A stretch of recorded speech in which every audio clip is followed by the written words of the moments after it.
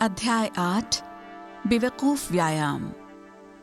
सिया, आज तुम्हें कुछ ऐसे व्यायाम के बारे में बताऊंगा जो तुम्हारी हकलाहट की समस्या को कम करने में तुम्हारे लिए मददगार साबित होंगे। इसे हम बेवकूफ व्यायाम भी कहते हैं। इन सब व्यायाम को तुम्हें याद रखना होगा और लगभग सारी उम्र इन व्यायाम को करना होगा। सुनील अंकल ने सिया से कहा, सारी उम्र क्यों अंकल जी? आपने तो कहा था कि 2 महीने में मैं अपनी हकलाहट की समस्या पर काबू पा लूंगी, और अब आप कह रहे हैं कि मुझे सारी उम्र कुछ व्यायाम को करना होगा। मैं कुछ समझी नहीं। सिया, हकलाहट की समस्या एक ऐसी समस्या है जो एक बार काबू में आने के बाद अगर उस पर ध्यान ना दिया तो ये फिर से दोबारा शुरू हो सकती है। तुम्हें ये समस्या दोबारा से शुरू ना हो, इसलिए तुम्हें इन व्यायाम को अपनी जिंदगी का एक हिस्सा बनाना होगा। ये तो बहुत गलत बात है। मैंने तो सोचा था कि यहाँ से जाकर मेरी हकलाहट की समस्या खत्म हो जाएगी, लेकिन आप कह रहे हैं कि ये समस्या दोबारा भी शुरू हो सकती है और मुझे इसके लिए ये सब व्यायाम करने होंगे। ऐसा कब तक चलेगा? सिया ने कुछ गुस्से में कहा। मैं समझाता हूँ। मान लो एक लड़का है और उसका शरीर बहुत दुबला पतला है, लेकिन वो पहलवानों जैसा शरीर बनाना चाहता है, जिसके लिए वो व्यायामशाला जाना शुरू कर देता है।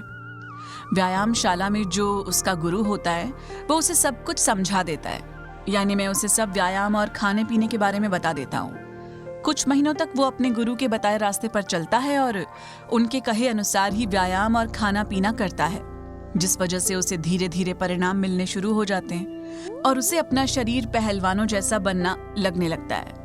लगभग 3 साल के कठोर परिश्रम और अनुशासन से वो पहलवानों जैसा शरीर बना लेता है। अब मेरा तुमसे प्रश्न है, क्या 3 साल के बाद, अब जबकि उसका शरीर पहलवानों जैसा बन चुका है, तो क्या उसे व्यायाम करना छोड़ देना चाहिए? नहीं, उसे व्यायाम करना नहीं छोड़ना चाहिए। क्यों? उसका शरीर तो पहलवानों जैसा बन चुका है, अब तो उसे व्यायाम वगैरह छोड़ देना चाहिए। लेकिन अगर वो व्यायाम करना छोड़ देगा तो फिर से वो पहले जैसी स्थिति में आ जाएगा।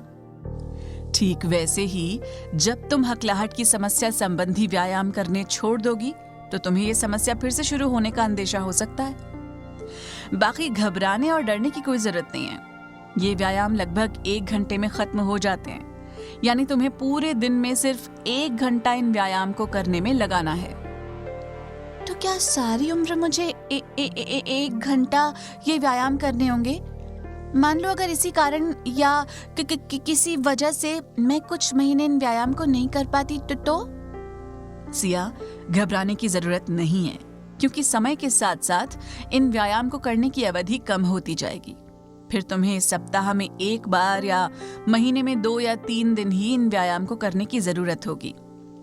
और अगर किसी वजह से तुम कुछ महीनों तक इन व्यायाम को ना कर सकी तो फिर भी घबराने की कोई जरूरत नहीं है, क्योंकि हो सकता है इन परिस्थिति में तुम्हारी हकलाहट की समस्या थोड़ी बहुत दोबारा से शुरू हो जाए, लेकिन तुम इन व्यायाम को करने के बाद इससे छुटकारा पा सकती हो। और जल्द ही तुम्हारी जिंदगी में एक ऐसा समय आएगा जब तुम्हारी हकलाहट की समस्या बिल्कुल खत्म हो चुकी होगी और तुम्हें इन व्यायाम को करने की जरूरत नहीं होगी। ठीक है, अब आप इन व्यायाम के बारे में मुझे बताएं, लेकिन सबसे पहले ये बताएं कि आप इन व्यायाम को बेवकूफ व्यायाम क्यों कह रहे हैं? सिया, जब तुम इन व्यायाम के बारे में जान लोगी तो तुम्हें खुद ब खुद अपने सवाल का जवाब मिल जाएगा। ठीक है, तो बताओ ये कौन कौन से व्यायाम है? तो ध्यान से इसके बारे में सुनो। हमारी हिंदी भाषा में 6 प्रकार के स्वर होते हैं, जो कि अ, आ, इ, उ, ओ और ए हैं। ये स्वर इन व्यायाम की नींव होते हैं। तुम्हें सुबह उठना है और उसके बाद एक एकांत साफ सुथरे हवादार माहौल में चले जाना है। अपने साथ एक घड़ी, एक पेन और एक डायरी साथ में लेकर जानी है। फिर नीचे जमीन पर बैठ जाना है। फिर एक गहरी सांस लेनी है और अ स्वर का उच्चारण करते हुए सांस को छोड़ते जाना है। साथ ही साथ घड़ी में टाइम भी देखते जाना है और ये देखना है कि तुमने कितने सेकंड तक इस शब्द का उच्चारण किया है और उस समय 20 सेकंड, 25 सेकंड या 30 सेकंड या जितना भी समय लगाओ, उसको डायरी में नोट कर लेना है। इसके बाद कुछ सेकंड तक आराम करने के बाद दूसरा स्वर यानी आ स्वर का उच्चारण करना है और उसके समय को भी डायरी में नोट कर लेना है। ठीक यही प्रक्रिया बाकी के स्वर के साथ भी दोहरानी है। नोट कर लो, 6 स्वर मतलब 6 व्यायाम। इन 6 व्यायाम को हम बोलते हैं 6 स्वर बेवकूफ व्यायाम। अंकल जी, मैं आपकी बात में बीच में टोक रही हूँ। पहले आप मुझे ये बताएं, आप बार बार इन व्यायाम को बेवकूफ कहकर क्यों संबोधित कर रहे हो? सिया, क्योंकि जब तुम इन व्यायाम को किसी के सामने करोगी तो लोग तुम्हें बेवकूफ ही समझेंगे, क्योंकि इन व्यायाम को करने का तरीका बहुत ही हास्यप्रद है। यही वजह है कि इन व्यायाम को हम बेवकूफ व्यायाम के नाम से बुलाते हैं और इन्हें एकांतवास में ही करने की सलाह देते हैं। खैर, अब हम बात को आगे बढ़ाते हैं। अब तुम्हें 6 स्वर बेवकूफ व्यायाम के बारे में तो पता चल गया है। ये व्यायाम हकलाहट की समस्या को हल करने वाले व्यायाम की एक नींव हैं, क्योंकि बाकी के व्यायाम इसी पर आधारित होंगे। लेकिन वो जो आपने व्यायाम को करते हुए समय को बार बार नोट करने के बारे में बोला था, उसके बारे में कुछ समझ भी नहीं आया। समय को नोट करने के बारे में इसलिए कि ताकि ये पता चल सके कि तुम कितने ज्यादा समय तक इन व्यायाम को कर सकती हो, क्योंकि तुम इन व्यायाम को करते समय जितना अधिक समय लोगी, ये तुम्हारे लिए उतना ही अच्छा होगा। ठीक है, 6 स्वर बेवकूफ व्यायाम को करने के बाद मुझे क्या करना होगा? इसके बाद तुम्हें 1 या 2 मिनट तक आराम करना होगा। आराम करने के बाद तुम्हें दूसरा व्यायाम शुरू करना है। दूसरा व्यायाम करने के लिए तुम्हें दोबारा जमीन पर आराम से बैठना है और अपनी गर्दन को ऊपर नीचे दाएं बाएं करते हुए ये 6 स्वर बेवकूफ व्यायाम करने हैं। अंकल जी, मैं कुछ समझी नहीं, कृपया आप दोबारा से समझाएं। कोई बात नहीं, मैं समझाता हूँ। तुम्हें पहले जमीन में आराम से बैठना है, एक गहरी सांस लेनी है, फिर सामने देखना है, फिर ऊपर देखना है, उसके बाद नीचे, फिर दाएं और फिर बाएं। और ये सब गतिविधि को तुम्हें अ स्वर का उच्चारण करते हुए करना है। इस प्रक्रिया को तुम्हें बाकी के 5 स्वरों के साथ दोहराना है। नोट कर लो, इस व्यायाम के साथ साथ बाकी के व्यायाम में समय को नोट नहीं करना है। तीसरा व्यायाम के लिए तुम्हें पहले के जैसे जमीन पर आराम से बैठ जाना है और एक गहरी सांस लेनी है, फिर अपनी गर्दन को घड़ी की दिशा में घुमाना है और इसे भी अ स्वर का उच्चारण करते हुए करना है। फिर ऐसा बाकी के 5 स्वरों के साथ दोहराना है। चौथा व्यायाम तीसरे व्यायाम के समान है, बस इसमें गर्दन को घड़ी की उल्टी दिशा में घुमाते हुए बारी बारी से 6 स्वरों का उच्चारण करना है। 5वां व्यायाम बाकी के भाई आराम से थोड़ा सा अलग है। इस व्यायाम में तुम्हें गहरी सांस लेनी है और अ स्वर का उच्चारण करना है। दूसरी बार फिर गहरी सांस लेनी है और इस बार पहले 2 स्वर यानी कि अ और आ स्वर का उच्चारण करना है। इसी प्रकार तीसरी बार 3 स्वर का, चौथी भाग 4 स्वर का, 5वीं बार 5 स्वर का और अंत में 6ठी बार 6 स्वरों का उच्चारण एक साथ करना है। अंकल जी, इतने स्वरों का उच्चारण एक साथ कैसे? मैं बताता हूँ। तुम्हें याद है, तुमने सबसे पहले व्यायाम में स्वर का उच्चारण करते समय को नोट किया था। अब तुम ये जानती हो कि तुम कितने सेकंड तक एक सांस में एक स्वर का उच्चारण कर सकती हो। मान लो तुम एक स्वर का उच्चारण 30 सेकंड में करती हो, तो 2 स्वर का उच्चारण करते समय तुम्हें 15-15 सेकंड दोनों स्वरों में बांट देना होगा। यानी कि पहले 15 सेकंड तक तुम अ स्वर का उच्चारण करोगी और दूसरे 15 सेकंड में तुम आ स्वर का उच्चारण करोगी। ठीक इसी प्रकार तीसरी बार तुम 3 स्वर का उच्चारण करते समय तीनों को 10-10 सेकंड के समय में बांट देना है। मैं समझ गई। ये यानी कि अंत में 6 स्वरों का उच्चारण करते समय मुझे 5 सेकंड एक स्वर को देना है, यानी कि हर 5 सेकंड के बाद दूसरा स्वर का उच्चारण करना है। सिया ने उत्सुकतावश कहा। हाँ, बिल्कुल ऐसे ही। तुम तो बहुत जल्दी समझ गई। अब तुम्हारे पास ये सब व्यायाम लिखित रूप में आ गए हैं। अगर इनमें से कुछ नहीं समझ में आ रहा हो तो मुझसे पूछ लो। इन व्यायाम को तुम्हें अपनी दिनचर्या का हिस्सा बनाना होगा। ये व्यायाम हकलाहट की समस्या को खत्म करने का मील पत्थर है और ये व्यायाम तुम्हें तुम्हारी पहले शब्द को बोलने में आने वाली समस्या को हल करने में तुम्हारी मदद भी करते हैं। वो कैसे? तुम्हें कुछ शब्द को बोलने में परेशानी होती है तो इन व्यायाम का प्रयोग तुम उस परिस्थिति में भी कर सकती हो। जैसे मान लो तुम्हें प अक्षर बोलने में परेशानी होती है, यानी कि जो शब्द प अक्षर से शुरू होते हैं उनमें तुम बोल नहीं सकती हो, तो तुम स्वरों की जगह पर प शब्द को लगातार व्यायाम कर सकती हो।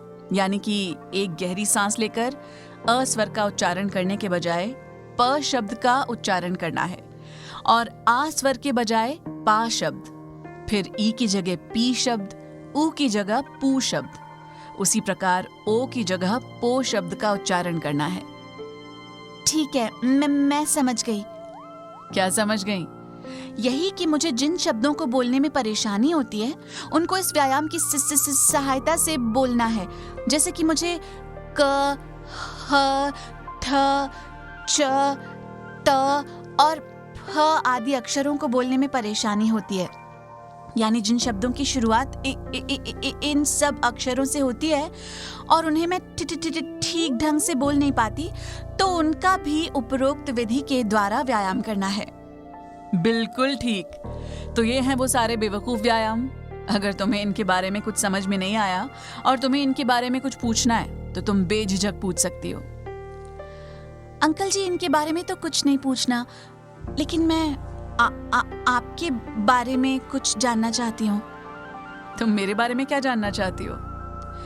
यही कि आपने अपनी हकलाहट की समस्या पर काबू कैसे पाया और आपने अपनी समस्या पर काबू पाने के लिए क्या-क्या प्रयास किए? सिया, जब मैंने अपनी हकलाहट की समस्या को काबू करने की ओर ध्यान दिया तो मैंने नोट किया कि मैं कुछ खास अक्षरों को बोलते समय ही ज्यादा हकलाता हूँ। ये अक्षर ज्यादा नहीं, सिर्फ कुछ 5 या 6 की संख्या में थे। मुझे ज्यादातर इन अक्षरों से शुरू होने वाले शब्दों को बोलने में कठिनाई होती थी। इस समस्या का हल मुझे फिल्म अभिनेता ऋतिक रोशन के पास से मिला। ये उन दिनों की बात है जब फिल्म अभिनेता ऋतिक रोशन की पहली फिल्म कहो ना प्यार है रिलीज हुई थी। मैं घर में बैठा टेलीविजन देख रहा था और साथ में अपनी इस समस्या के हल के बारे में सोच रहा था। तभी मेरे टेलीविजन पर ऋतिक रोशन जी की इंटरव्यू का प्रसारण चल रहा था। इस इंटरव्यू में वे बताते हैं कि वो भी बचपन में हकलाहट की समस्या के शिकार थे और उनके दोस्त कैसे उनकी इस हकलाते हुए बोलने की मजाक उड़ाते थे, जिस कारण वे बहुत ही कम बोलते थे। उन्होंने ये भी बताया कि कैसे वो उस एक एक शब्द को बार बार बोलते रहे जब तक कि उन्होंने उस शब्द को बिल्कुल आसानी और बिना किसी रुकावट के नहीं बोल दिया। कहने का अर्थ साफ है कि उन्हें जिस शब्द को बोलने में समस्या आती थी वे उस शब्द को बार बार बोलते थे और हर रोज बोलते थे जब तक कि वो उस शब्द को आसानी से नहीं बोल लेते। मुझे बात समझ में आ गई और अब मैं बोलते समय जिस शब्द पर हकलाने लगता मैं उस शब्द को अपने पास नोट कर लेता और उस शब्द को सुबह अगले दिन 25-30 बार बोलता। मैं हर रोज ऐसा करने लगा था, जिस कारण मेरी हकलाहट की समस्या में काफी कम होने लगी थी। मेरे हकलाने के कुछ कारणों में सांस की समस्या भी शामिल थी। इस समस्या का हल मुझे अपने एक अध्यापक के पास से मिला। मैं जब 9वीं कक्षा में पढ़ता था तब मैं हिसाब के विषय को पढ़ने के लिए अपने एक परिचित अध्यापक के पास जाता था। उनका नाम बृजमोहन शर्मा था। एक दिन मैं उनके पास पढ़ रहा था कि उन्होंने मुझसे कुछ सवालों के जवाब पूछे। मैं उन सवालों के उत्तर जानता था, परंतु अपनी हकलाहट की समस्या के कारण उनका उत्तर बता ना पाया। मेरे अध्यापक को जब मेरी इस कमजोरी के बारे में पता चला तब उन्होंने मुझे छुट्टी के बाद अपने पास बुलाया और मुझसे कहा कि अगर मैं अपनी इस समस्या से छुटकारा पाना चाहता हूँ तो मुझे निम्नलिखित कुछ कार्य करने चाहिए। उन्होंने सलाह दी कि मैं किसी अकेले स्थान में जाऊं और वहां जाकर जोर जोर से चीखूं, चिल्लाऊं। इससे मेरे अंदर का गुस्सा बाहर निकलेगा और मेरा मन हल्का महसूस करेगा। वो कहते थे कि मैं गीत गाऊं, क्योंकि गीत गाते समय मैं बिल्कुल भी नहीं हकलाऊंगा। मैं ऐसा ही करने लगा, परंतु मेरे पास अकेले में कहीं जाने का समय नहीं होता था। मैंने इसका भी एक हल खोज निकाला। मैं जब सुबह नहाने को जाता तो नहाते समय मैं ऊंची आवाज में कोई ना कोई गीत गाने लगता, परंतु इसके लिए मेरे घर वाले मना करते थे। परंतु मैं गीत गाना भी छोड़ नहीं सकता था। तब मैंने इसका भी एक हल खोज लिया। मैंने अपने बाथरूम में एक स्पीकर सिस्टम लगा दिया। मैं नहाने से पहले उसमें कोई गीत लगा देता और उसके साथ साथ मैं भी गाने लगता। स्पीकर सिस्टम लगाने से ये फायदा होता कि मेरे गीत गाने का किसी को पता भी नहीं चलता था, क्योंकि मेरे गाने की आवाज स्पीकर सिस्टम की आवाज के नीचे दब जाती थी। इस बात को हुए लगभग 13-14 साल हो गए हैं और आज भी स्पीकर सिस्टम में गाने लगातार नहाने की मेरी आदत वैसी ही बनी हुई है। उन्होंने मुझे आईने के सामने बैठकर अपने आप से बातें करने के लिए कहा, क्योंकि उनका मानना था कि इससे मेरा सामाजिक डर खत्म होगा और मैं बेझिझक सबके सामने बोल सकूंगा।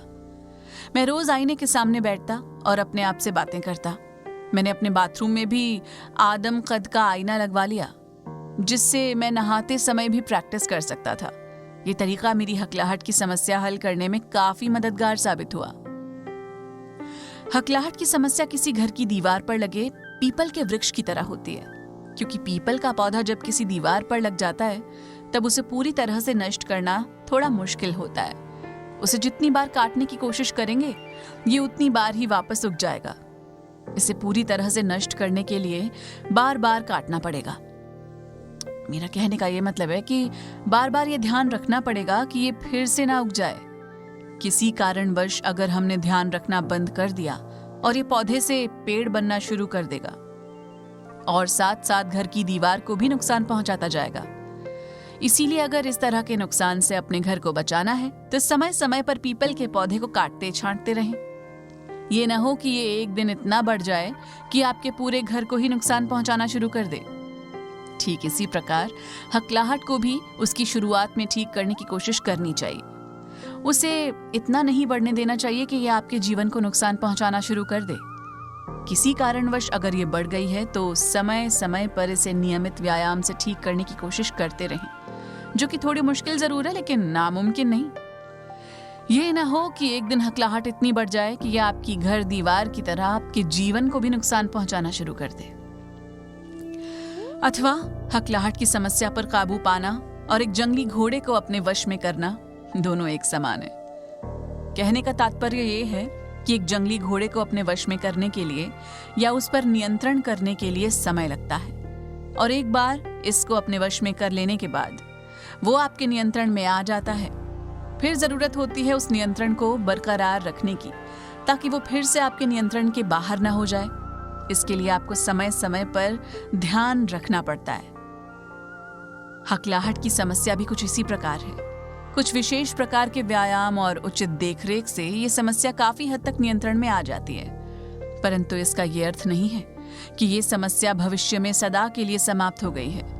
कुछ खास कारण जैसे चिंतित रहने, अत्यधिक क्रोधित होने या समय समय पर हकलाहट के प्रति जागरूक न होने से ये समस्या फिर उभर कर सामने आ जाती है। मेरे साथ भी ऐसा ही हुआ था। एक दिन मेरे पेट में अचानक तेज दर्द उठा। मेरे घर वाले जल्दी से मुझे स्थानीय डॉक्टर के पास ले जाते हैं। डॉक्टर के चेकअप करने के बाद मुझे अपेंडिक्स की समस्या आती है, जिसकी वजह से मुझे अस्पताल में दाखिल होना पड़ा। मुझे पूरी तरह से ठीक होने में लगभग 1.5-2 महीने लग गए, जिस वजह से जो थोड़ी बहुत हकलाहट की समस्या ठीक हुई थी वो फिर से ज्यादा शुरू हो गई। मैं काफी निराश हो गया था, परंतु मैंने हार नहीं मानी और एक जुनून के साथ फिर से अपनी हकलाहट की समस्या को ठीक करने की तरफ ध्यान देने लगा। मुझे हकलाहट की समस्या के कारण एक और समस्या उत्पन्न हो जाती है। मैं काफी तेज तेज बोलने लगा था। तेजी से बोलने के कारण मैं और भी ज्यादा हकलाने लगा था। मैं ये नहीं जानता था कि ऐसा क्यों हो रहा है। मैं पहले से ज्यादा तेज स्पीड में क्यों बोल रहा हूँ। इसका कारण शायद ये था कि मुझे डर रहता था कि इससे पहले कि मैं बात करते समय हकलाने लगूं, मुझे अपनी बात पूरी कर लेनी चाहिए, जिसके कारण मैं तेज तेज बोलने लगता था। ये तेज बोलने की आदत कब पक्की हो गई और मुझे पता भी नहीं चला। मुझे अपनी हकलाहट की समस्या पर काबू पाने के लिए पहले अपनी इस तेज बोलने की आदत पर काबू पाना जरूरी था। इसका हल मुझे इंटरनेट से मिला। मैं एक दिन अपने मोबाइल फोन पर इंटरनेट इस्तेमाल कर रहा था कि अचानक मेरे दिमाग में अपनी तेज बोलने की आदत का हल खोजने का ख्याल आया। मैं इंटरनेट में google.com पर इसका हल खोजने लग जाता हूँ। काफी जद्दोजहद के बाद आखिरकार मुझे इसका हल मिल जाता है। इसका हल ये था कि अगर किसी को हकलाहट की समस्या के दौरान तेज बोलने की आदत है तो उसे किताबें पढ़नी चाहिए। किताबें बहुत ही धीमी गति से और ऊंची आवाज में पढ़नी चाहिए। 1 या 2 महीने बाद इसका असर साफ नजर आने लगता है। मैंने ऐसा ही किया। मैं बाजार से किताबें खरीद कर उपरोक्त तरीके के साथ पढ़ता रहा। कुछ महीनों के प्रयासों के बाद मैंने अपनी तेज बोलने की आदत से काफी हद तक छुटकारा पा लिया था। अब मुझे ये समस्या कभी कभार ही होती थी। अब मेरी हकलाहट की समस्या लगभग खत्म हो चुकी थी, परंतु मेरी सामाजिक डर की समस्या, जिसकी वजह से हकलाहट की समस्या उत्पन्न होती थी, वो ज्यों की त्यों बनी हुई थी। इस समस्या का हल भी मुझे इंटरनेट से मिला। इस समस्या का हल ये था कि अगर किसी को ये समस्या है तो उसे किसी अनजान जगह पर जाकर अनजान लोगों या दुकानदारों से बातचीत करनी चाहिए। इससे फायदा ये होगा कि अगर वो उनसे बातचीत करते हुए कहीं हकलाने लग जाता है तो उसे इस बात का डर नहीं होगा कि जब वो सब उसकी हकलाहट की समस्या पर हंसेंगे तो वो कौन सा उसे जानते हैं। ये एक अनजान जगह है, यहाँ के लोगों के साथ उसने दोबारा कभी भी नहीं मिलना है, और इससे उस डर का मुख्य कारण, यानी कि हकलाहट की समस्या के कारण हुई बेइज्जती का डर खत्म हो जाता है, और इस समस्या से परेशान व्यक्ति बिना किसी डर के बोलने लगता है। कई लोगों को टेलीफोन या मोबाइल पर बात करते समय भी ये समस्या होती है। उस परिस्थिति में भी किसी गलत नंबर पर फोन कर बात करके या किसी कंपनी के ग्राहक देखभाल अधिकारी के यहाँ फोन करके इस समस्या पर काबू पाया जा सकता है। वहां पर भी ये तरीका कारगर साबित होता है। मैंने ठीक ऐसा ही किया। मैं हर हफ्ते में 3-4 बार बाहर अनजान जगह, जहां मुझे कोई नहीं जानता था, वहां जाता और वहां के दुकानदारों के साथ बातचीत करता। धीरे धीरे मेरा मानो डर खत्म हो गया और मेरी हकलाहट की समस्या में सुधार आना शुरू हो गया। मुझे बचपन से ही अपने सहपाठियों और कुछ लोगों के प्रति बहुत गुस्सा था, जो कि अब भी मेरे अंदर था। मैं बचपन से ही उन सबके द्वारा किए गए मजाक को सहता आ रहा था, जिसे मैं चाहकर भी भूल नहीं पा रहा था। मेरी हकलाहट की समस्या को बढ़ाने का एक कारण ये भी था। इस नई पैदा हुई समस्या का समाधान मुझे जिम में जाकर मिला। मैं अपना सारा गुस्सा जिम में व्यायाम करके निकालने लगा। इसके 2 फायदे हुए। एक तो मेरा गुस्सा बाहर निकल गया और दूसरा मेरी थोड़ी बहुत सेहत भी बन गई।